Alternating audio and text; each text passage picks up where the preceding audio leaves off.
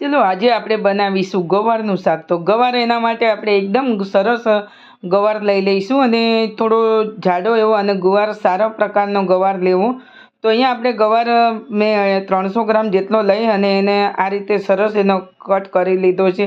તો મેં 2 ટુકડામાં કટ કરી લીધો છે અને અહીંયા આદુ લસણ વધારે એવા લીધેલા છે. તો એક ટુકડો આદુનો છે અને લસણ થોડા વધારે એવા લઈ લીધા છે અને હવે એને આપણે પીસી લઈશું.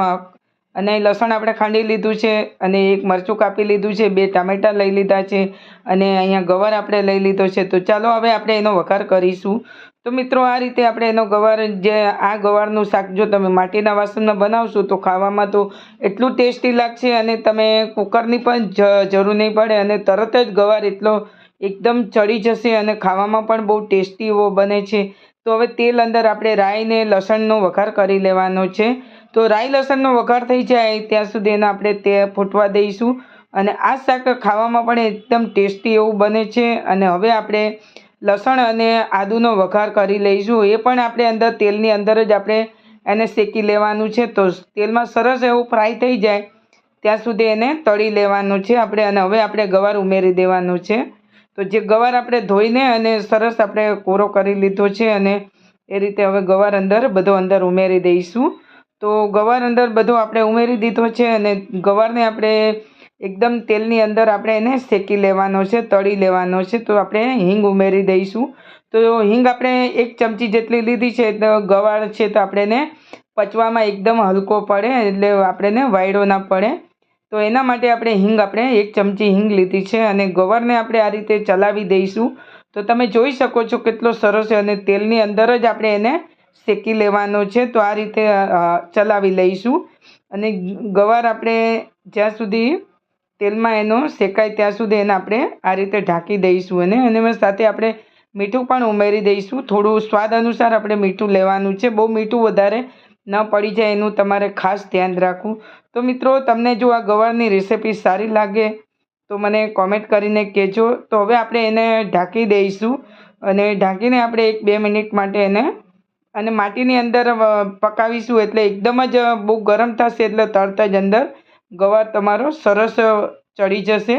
તો હવે આપણે ખોલીને ચેક કરી લઈશું અને એને ફરી પાછું આપણે બધું મિક્સ કરી દઈશું. તો જોઈ શકો છો એનો કલર પણ એકદમ જળવાઈ રહી છે અને ખાવામાં પણ બહુ ટેસ્ટી. તો હવે આપણે એમાં ટામેટાં અને મરચાંને ઉમેરી દઈશું.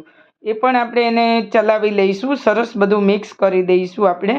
સાથે લીમડી ઉમેરી દઈશું, મીઠી લીમડી આપણે કરી પત્તા એને પણ આપણે આ રીતે ચલાવીને બધું મિક્સ કરી દઈશું આપણે અને એને આપણે ઢાંકી દઈશું. 1 કે 2 મિનિટ માટે ઢાંકીને ટામેટાને આપણે સોફ્ટ થાય ત્યાં સુધી એને આપણે ઢાંકીને પકાવીશું.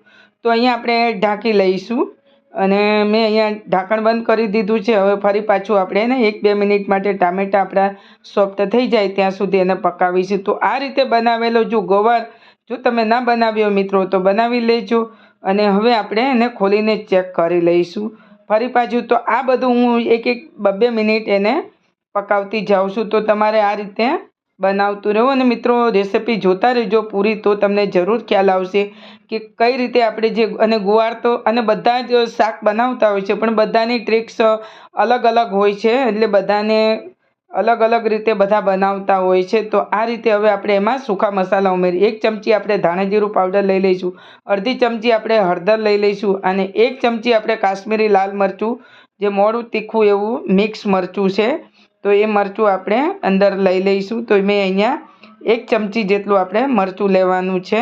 તો મેં 1 ટેબલ સ્પૂન મરચું આપણે લીધેલું છે અને એને આપણે આ રીતે બધું મિક્સ કરી દઈશું. તમે જોઈ શકો છો. તો હવે આપણે સૂકા મસાલાને આ રીતે બધા મિક્સ કરી દેવાના. તો જો કેટલું સરસ શાક બન્યું છે, સરસ ગવાની. તમારે એને કુકરની પણ જરૂર નહીં પડે અને ફક્ત તમે એને 15 મિનિટની અંદર જ આ શાક તમે અને ધીમે ધીમે જ્યારે તમે બનાવશો એટલે એટલું સરસ ટેસ્ટી એવું શાક બને છે. તો હવે આ રીતે હવે ફરી પાછું આપણે એને ઢાંકીને પકાવીશું એટલે આપણો મસાલા સૂકા મસાલા સરસ અંદર ભળી જાય અને એક રસ થઈ જાય ને ગ્રેવી બની જાય ત્યાં સુધી એને આપણે ઢાંકી દઈએ.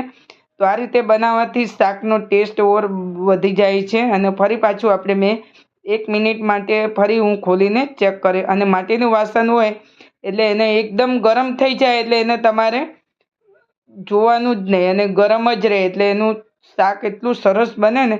તો મિત્રો તમે પણ બનાવજો. અને હવે આપણે રસા માટે મેં અહીંયા અડધો ગ્લાસ પાણી લીધેલું છે. તો હું ફરી પાછું આ રીતે એને મિક્સ કરી દઈશ. તમે જોઈ શકો છો. તો ફરી પાછું થોડું પાણી આપણે ઉમેરીશું. મેં થોડું પાણી ફરી પાછું લીધું. તો મેં અહીંયા કાચનો નાનો ગ્લાસ મેં 1 ગ્લાસ પાણી લીધું છે.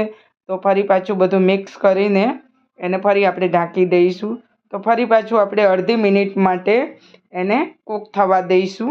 તો આ રીતે તમે જોઈ શકો છો મિત્રો. તો હવે આપણે ખોલીને ચેક કરી દઈશું. તો સરસ આપણું ગવારનું શાક તૈયાર થઈ ગયું છે.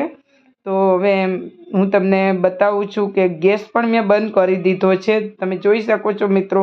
તો ગેસ આપણો બંધ છે તો પણ એકદમ શાક આપણું એટલું ઉકળે છે ને કે આને ગરમા ગરમ એકદમ ઠંડુ થતાં કલાક જેવું લાગશે.